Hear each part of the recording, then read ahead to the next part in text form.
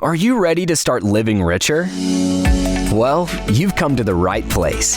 Welcome to the Live Richer podcast, hosted by Jamie Catmull, a podcast created for people to challenge and manage their ideas of wealth, culture, and money across the world, bringing you the best personal finance advice to make more, save more, and live richer. Now, here's your host, Jamie Catmull.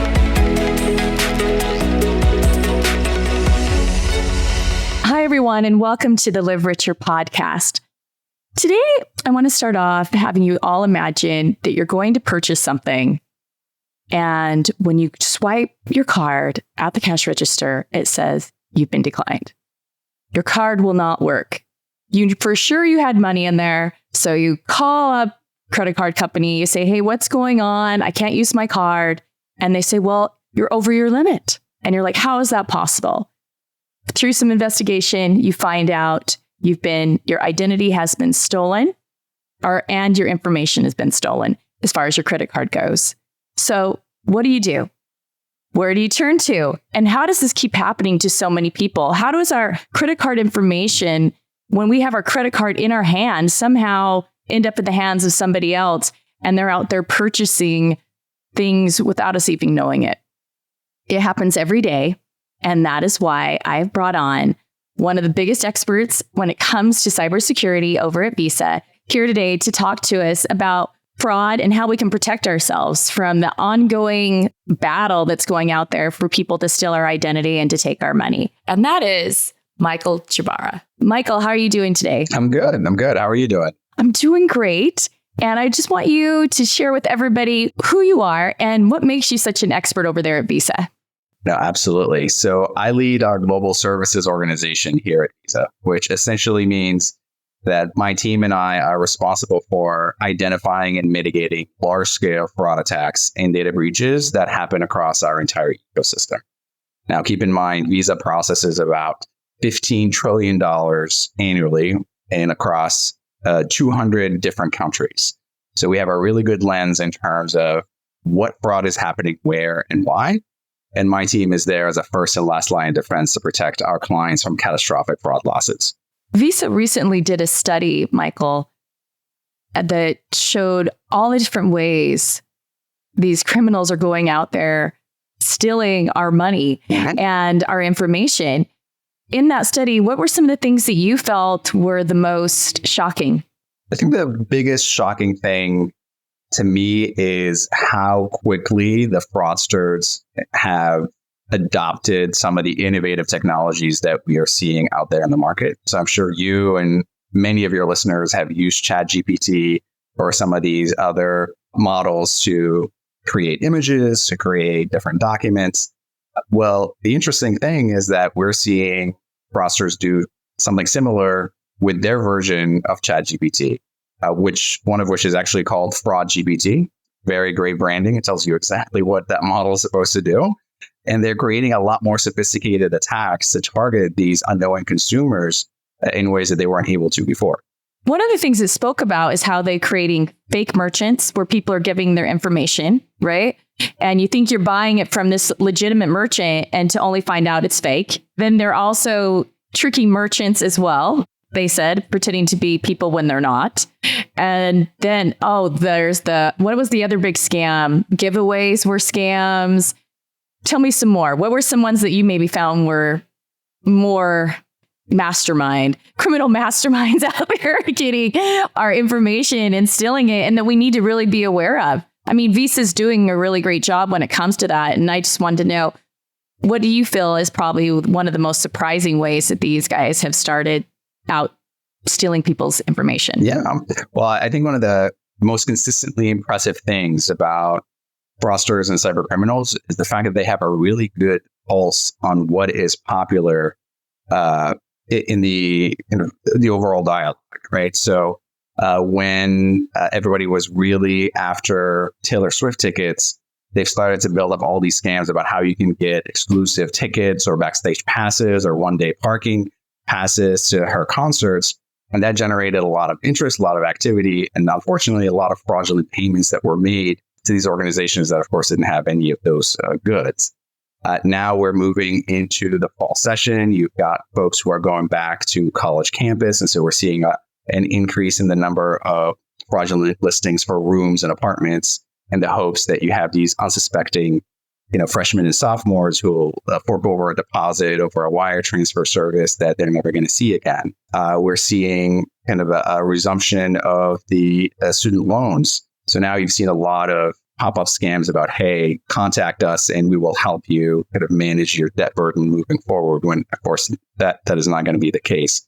So it's kind of this really interesting way where they pick up on what is trending and then they use that to make their schemes more relevant and kind of trick people into clicking or providing information or money that they shouldn't be. So how do you find these guys? I mean, how do people know that they're fake? And then how do people like Visa go out there and stop these guys in their tracks? What we do is we actually have a dedicated team of intelligence analysts whose job is to actually infiltrate the fraudster circles. So they're monitoring the dark web for different schemes, different keywords that are popping up, and seeing kind of what is the latest and greatest from a fraud innovation perspective, so that we can build intelligence, we can build awareness, and we can share that information with our customers and our ecosystem partners so that they protect themselves accordingly. And then we also take that information and build specific alerting across our entire network. So when we start to see certain transactions that fit the pattern of the fraud scheme that was discussed in the dark web, it alerts us, we investigate it, and a lot of times we actually put a stop to it before it impacts the cardholder themselves. So, over the last 6 months alone, we proactively blocked about 30 billion of attempted fraud before you as a cardholder even knew it was happening. 30 million. Billion. Billion. 30 billion. Oh, yeah. No. My If we only prevented goodness. 30 million in fraud over the last 6 months, you'd be talking to another expert, not me. They'd be like, sorry, dude, you got to get a new job. No, it's with a B, 30 billion. 30 billion. I mean, this is a major business. I guess I'm kind of naive. I didn't realize that so much fraud is happening around me, and especially probably online. I think it said 58% of fraud happens online. Was that right? It's a huge majority of the people getting their credit card information stolen and scammed are online. That's correct. And if you think about it, there's two reasons for that. So one is historically, we have seen people target in-store shopping experiences, and we've dedicated a lot of technology and security investments on that side to make it really secure. So if you look at your card, there's a chip on it. And the reason that we've put a chip on there is because in years past, people can just look at your card number. They can then generate their version of it and then go and it's, open season on your bank account. But now they can't do that because they can't replicate that chip. That chip gives you a dynamic value that can't be faked. And so if you're in person, that stolen data is useless to you as a fraudster. The second reason is a lot of our shopping, a lot of our interactions have moved digitally, especially because of the pandemic. So that's where the money is now being channeled. So that's where the attention on the fraud side is moving. And the combination of the fact that we're able to secure one channel, fraudsters are going to go to the path of least resistance. They're going to move it to this other channel where it's still a little bit less mature from a security perspective, because I don't see who's shopping. All I'm seeing is a packet of data, and that data could potentially be manipulated in the wrong set of hands. It seems it's really scary. So is there anything we can do when we're out there shopping online or doing things online that we should be looking for, or to know if something is a secure place to actually purchase? Yeah. Well, I think it's really about, whenever I say this, I feel a little bit bad about saying it, but you kind of have to spend the extra effort to trust but verify the merchants, the people on the other side of digital transaction to make sure that they're legitimate. And this could be things like looking at the URLs of the places that you're shopping. More often than not, they're going to start with HTTPS. That S is really important because it denotes this is a secure connection. So less likely to be a spoofed merchant website and less likely for your information to be filtered out to somewhere malicious. You want to be doing your research on these vendors online with the Better Business Bureau or with any other kind of review marketplace, and make sure that they have a track record of actually delivering on the goods and services that you're purchasing. And then you want to take advantage of the security controls and tools that you have access to. I have the ability to get transaction alerts every time any of my accounts is used, so that if I don't recognize that activity, I'm the first to know. I call my bank and I shut it down. So it's really around having that security mindset ingrained in your day-to-day activity, because as I mentioned, fraudsters are always going to be looking for the path of least resistance, and you don't want to be in that path. And if it sounds too good to be true, it's probably not true. Like you said, the Taylor Swift tickets or this great apartment or different things like that. But also just, it's really good to have those alerts on your phone. You know, I think that's the way that I've found so many, mine actually gets stolen a lot. I'm trying to figure out where I'm going to keep getting my my credit card information stolen. But it happens. And I spot them all the time when someone goes to Jack in the Box and spends $75. You know, that wasn't you, but it wasn't me. So those things happen all the time. And I knew another thing, you know, you spoke of AI, and we speak about the bad things that ChatGPT can do. What are some of the good things that AI can do to maybe stop fraud? Yeah. And I know Visa uses it. Oh, absolutely. And so you don't kind of handle almost $15 trillion of payment volume and analyze where the potential fraudulent transactions are coming from if you don't invest in AI, ML, and these other next-gen technologies, because the volume of the data that we deal with is just so massive. And that's a big part of the reason why over the last 5 years, we've invested $10 billion in our cyber and fraud infrastructure to allow us to continue to keep pace and stay ahead of these fraudsters, but also leverage all the power of the data that comes across our network for these types of purposes. So one example, to me, I think card payments is just kind of this magical thing, because you do it, you don't really think about it, and it just kind of works. Yeah. But if you take back the layers and kind of map that journey, it's quite incredible what happens. So every transaction that is made on a Visa card, we take 500 different data elements about that transaction, and we assess them to determine whether that transaction is risky or not risky. And then we provide that information back to the bank so that they can make their own decision. And we do that in milliseconds, and we do that hundreds of billions of times a year. So if you could think about $15 trillion in total payment volume, the amount of fraud that we have is pennies to the dollar, despite kind of all these challenges that we've been talking about. The reason why we're able to achieve such outcomes is because of the investments that we've made in that AI ML technology stack. Who are these fraudsters?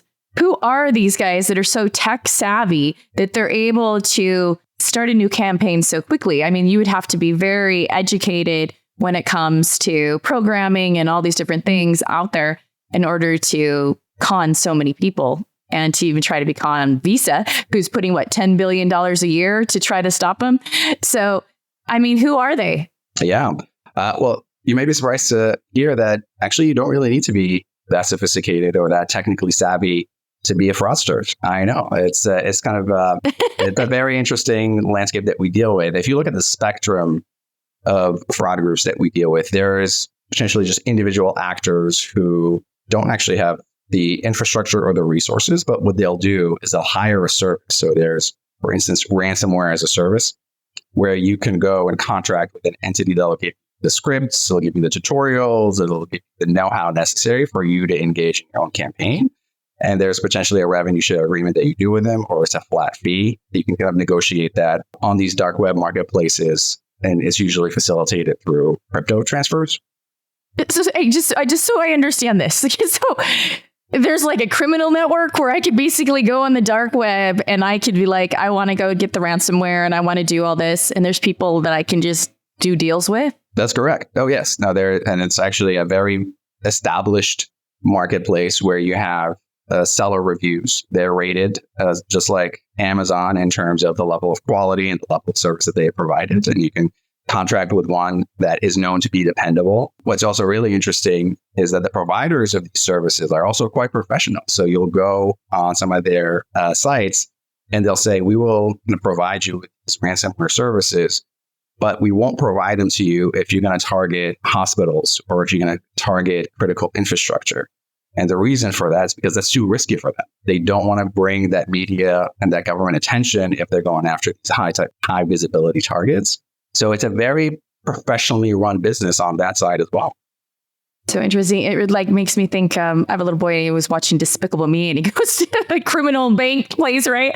And I'm like, there is a criminal network going on and there's places where people go and they're doing deals and doing business.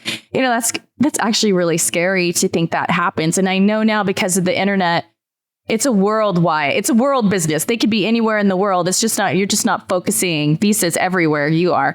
So, I mean, it's just not just the United States. We're looking at every country and you guys are fighting them all over.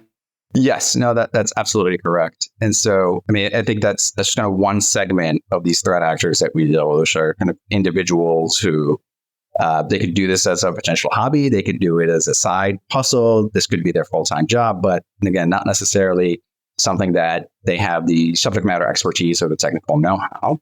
Then you move a little bit further across the spectrum, and then you actually have well-funded, well-organized criminal organizations that do this as a business. They have targets, they have return on investment metrics that they have to hit, and they are international, where they're going to obtain the credentials in a Latin American country, and they're going to come to the U.S. and they're going to monetize those credentials in the U.S. and they're going to bring the money back into their home base. You kind of an increasing level of sophistication there. And then kind of on the farthest end of the spectrum, you have organizations that are funded by nation states. And so there are adversarial nation states that exist where a core part of how they fund their operations is through cybercrime. So you kind of think about the U.S. government and, we fund our operations through taxes and through debt and things like that. Well, these countries, that's how their bottom line is funded, is through ransomware, through cash outs. And so you can imagine, again, the level of sophistication, the level of organization that these groups would have. So what do you do when you catch them? Do they get prosecuted? I mean, is there no recourse? No. So we work really closely with law enforcement and intelligence agencies globally. So over the last 12 months, we've blocked 30 billion in potential fraud, but we've also helped facilitate the arrest, prosecution, and or sentencing of over 200 cyber criminals globally who had attempted to defraud a Visa customer somehow. So it's really through the public-private partnerships that we have that we can look to disrupt and dismantle some of this infrastructure that these threat actors are using. Yeah, because going way back when, I would think when they came after Target, I think it was Target was one of the bigger name hacks. Yeah. I never heard who did that. I never heard if they were prosecuted. That's why did they? Yeah. Do you know if they did? Did they find the person? They did. They were prosecuted. Absolutely. Yeah. Oh, I always wondered, because you never kind of you always hear about it happening all the time, but you never know, they're just still out there. So it will, I will say, depend, where a lot of times we will be able to do what's called threat actor attribution. We'll identify who actually was behind this attack or data breach. And if we can kind of bring them to justice, we will work really closely with the relevant authorities to do so. But a lot of times there are locations where there's no extradition treaty with the U.S. The home country where these people are housed don't really subscribe to international laws on cybercrime. So it's a challenge. And so we have to kind of come at it from multiple ways, but there are absolutely consequences and repercussions for these individuals. Yeah, especially if they're the ones funding the country, right? They're probably not going to be working with you to arrest them if that's how the country's making money. That might be a little difficult. Knowing this makes me a little bit more wary of what I'm going to be doing online and pay closer attention to it. I did say that fraud was down, but it doesn't mean that they're not out there trying. It's just you guys are catching them more. Is that the deal? I just want to make sure. Yeah. So overall, we're the fraud rate is trending in a positive direction. But the other thing that I like to talk about is you and I as consumers, we don't experience fraud as a rate. that we don't experience it on average. We experience it as this has happened to us and it is impacting our lives in a tangible way, or it has not happened to us. It's the same way where if you go to McDonald's and you wait 20 minutes for your food, you're going to be pretty upset regardless of whether the average wait at that McDonald's happens to be 2 minutes or 5 minutes or whatever the case may be. So that's why it's always for us. It's not just about kind of looking at overall trends. And I think it's important, but really it's like, how do we reduce the amount of these incidents that have a really negative impact on our ecosystem overall? A lot of people don't pay attention to it until it happens to them. That was one key point you said. Either you've been victimized or you haven't. And when you have been victimized, you don't care how many people have been victimized. It's affecting you personally. And that means something, right? Exactly. And I always ask all of my guests this one question, and that is, what does living richer mean to you? What comes first to your mind? For me, it's about building connections and having these enriching experiences where you're able to kind of broaden your horizon beyond just what you're doing on a day in and day out basis. I think the role that I'm in is really quite interesting because it's very dynamic, and how we deal with cyber and fraud in a place like Brazil is very different from how we deal with it in a place like the Emirates, for instance. And so kind of continuing to expand that lens, looking at that diverse set of experiences that you can bring into your day-to-day activities. That's what living richer means to me. And I agree with you 100%. Excellent. I love that, Michael. And I think all of you should take Michael's advice on what he said on how to live richer, and his advice when it comes to purchasing things online and watching what's going on in your account. And also know that Visa, it sounds like, is out there helping all of us live a richer life, so that when we are on that vacation and we swipe our card, it doesn't say declined and we have no way to buy anything or even get home for that matter, right? That would be, it's a scary thought. People don't realize that how fast everything can change if you can't do a transaction and you no longer can use your card or any of your cards for that matter. And we appreciate everything you're doing, Michael. It means a lot to all of us that you're out there fighting crime. I appreciate it. I didn't even know that you're like a cyber cop type guy. So that's pretty cool. I'm going to use that on my business cards moving forward. You should. Again, thanks everyone for listening. And I want to remind you all to live richer. Thanks for listening to this week's episode. Before you go, we'd love for you to subscribe to our show to catch all of our updates. Also, we want to hear from you. What are your burning questions about money and how to live your best life? Reach us at livericherpod@gobankingrates.com.